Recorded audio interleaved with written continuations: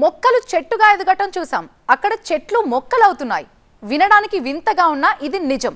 తూర్పు గోదావరి జిల్లా కడియం నర్సరీ రైతులు చెట్లని మొక్కలుగా మారుస్తున్న తీరుపై స్పెషల్ స్టోరీ చూద్దాం.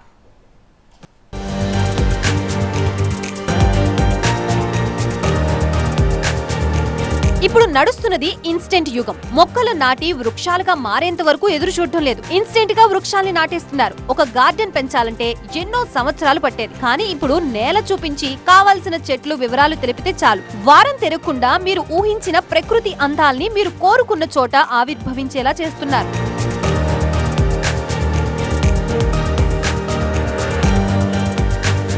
చాలా మంది రైతులు చైనా, థాయిలాండ్, స్పెయిన్ తదితర దేశాల నుంచి పెద్ద పెద్ద చెట్లని లక్షలాది రూపాయలతో కొనుగోలు చేసి ప్రత్యేక కంటైనర్ ద్వారా ఓడలలో తీసుకొచ్చి ఇక్కడ విక్రయిస్తున్నారు.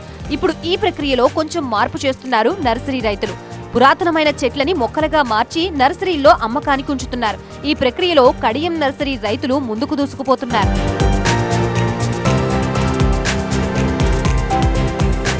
పట్టణాలకి ధీటుగా పల్లెలు కూడా కాంక్రీట్ జంగలుగా మారుతున్నాయి. రోడ్లు కూడా విస్తరించబడుతున్నాయి. ఇందులో భాగంగా అడ్డుగా ఉన్న దశాబ్దాల నాటి మర్రి, రావి వంటి చెట్లను తొలగిస్తున్నారు. నివాస స్థలాల్లో ఉన్న భారీ వృక్షాల్ని సైతం తొలగిస్తూ ఉంటారు. అటువంటి చెట్లని రీలొకేట్ చేయడం చాలా ఖర్చు, రిస్క్ తో కూడుకున్న పని.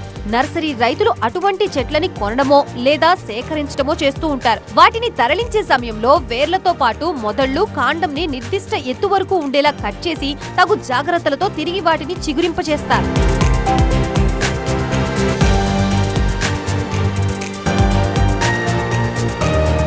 50 ఏళ్ల నుంచి 100 ఏళ్ల వయసు కలిగిన చెట్లకి పునర్జన్మ ఇవ్వడం అంటే మామూలు విషయం కాదు.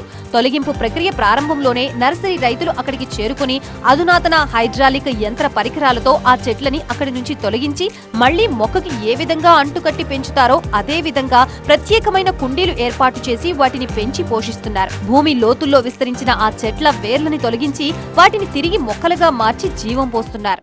మాది కడియం మండలం బుర్లం గ్రామం, తూర్పుగోదావరి జిల్లా. జనరల్గా మనకి తాతలు ముత్తాతల నుంచి రావి చెట్లు, మర్రి చెట్లను పురాతన నుంచి పెంచుతూ పూజిస్తూ ఉండేవారు. జనరల్గా మనకి రావి చెట్లు, మర్రి చెట్లు విడివిడిగా ఉంటాయి. ఇవి బిల్డింగ్ పక్కన, బిల్డింగ్ అడ్డు వచ్చేసిన రోడ్డు పక్కన ఇళ్ల స్థలాలకి మధ్యలో ఉందని చెప్పేసి అందరూ తీసేస్తున్నారు. మాకు తెలిసినంత సమాచారంలో మేము వాటిని తీసుకొచ్చి ఎంతో ఖర్చుతో కూడుకునే హైడ్రాలిక్ మిషన్తో చేస్తున్నాం. జనరల్గా ఇది మర్రి చెట్టు, కామన్గా మర్రి చెట్టు ఉంటుంది. ఇది రావి చెట్టు, మర్రి రావి రేర్ కాంబినేషను. ఇటు పక్క వస్తే ఇది రావి చెట్టు అంతా పైన ఈ కొమ్మ నుంచి కలిపి ఉంటుంది. ఇది మర్రి చెట్టు, అలాగే జూబి చెట్టు. ఈ మూడు కాంబినేషన్ అనేది అసలు ఎక్కడ ఉండదు. ఇళ్లలో కానీ, రిసార్ట్లో కానీ, ఎక్కడైనా పెట్టుకుంటా కానీ, దేవాలయాల్లో కానీ దీన్ని యూజ్ చేసుకోవచ్చు. అధునాతనమైన కార్పొరేట్ కంపెనీల ముందు కొత్తగా ఏర్పాటు చేసే లేఅవుట్లు, ధనవంతుల భవంతులు, గార్డెన్స్, పార్కులు, రిసార్టుల్లో అప్పటికప్పుడు పెద్ద చెట్లు కావాలనుకునే వారి నుంచి ఇటువంటి చెట్లకు డిమాండ్ ఉంటుందంటున్నారు నర్సరీ రైతులు. అన్నిటికంటే ముఖ్యంగా కొత్తగా నిర్మించిన దేవాలయాల్లో వీటి డిమాండ్ ఎక్కువగా ఉంటుందట.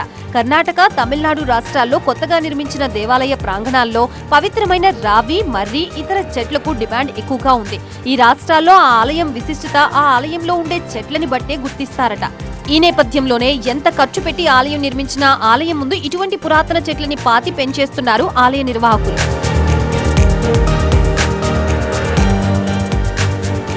మర్రి, రావి చెట్లు కలిసి ఉంటే ఆ చెట్లకు మరింత డిమాండ్ ఉంటుంది. ఇక మర్రి, రావి, జువ్వి చెట్లు కలిసి ఒకే చెట్టుగా ఉంటే ఇక ఆ చెట్టు ధర ఎంత పలుకుతుందో వెలకట్టలేం. మనుషుల నక్షత్రాల్ని బట్టి వేళ్లకి రంగురాళ్లని ఉంగరాలుగా ధరిస్తున్నారు. అదే మాదిరిగా జన్మ నక్షత్రాల్ని బట్టి తమ ఇళ్ల వద్ద ఎలాంటి చెట్లు ఉండాలో తెలుసుకుని ఆ చెట్లని డిమాండ్ చేస్తున్నారు ధనికులు. వారు కోరిన చెట్లని తాము ఇతర రాష్ట్రాలు, ఇతర దేశాల నుంచి తెప్పించి తిరిగి పెరిగేలా చేస్తున్నామంటున్నారు నర్సరీ నిర్వాహకులు. మా దగ్గర బాదం, ఉసిరి, గానుగ, తెల్లమద్ది, సీమసింత, కదంబ, రావి, వేప, జువ్వు చెట్లు, తెల్లమద్ది, నల్లమద్ది. మనకి మర్రి చెట్టు అంటే ఓళ్ళతో కూడుకుని ఉంటుంది. కానీ ఈ మర్రి చెట్టు చూస్తే దీనికి ఓళ్ళు ఉండవు. ఇది మర్రి చెట్లు ఒక రకం, అరుదైన రకం. ఎందుకంటే దీనికి ఓళ్ళు కానీ ఉండదు. ఓన్లీ షేప్ అంతా నీట్గా ఉంటుంది. ఇది ఎక్కడ ఉండదు. ఇది బాదం చెట్టు, స్టెప్ బై స్టెప్ వస్తూ ఉంటుంది. మనకి రోడ్డు పక్కన ఉంటాయి. ఇప్పటి వరకు ఎవరు పెట్టలేదు బాదం చెట్టు.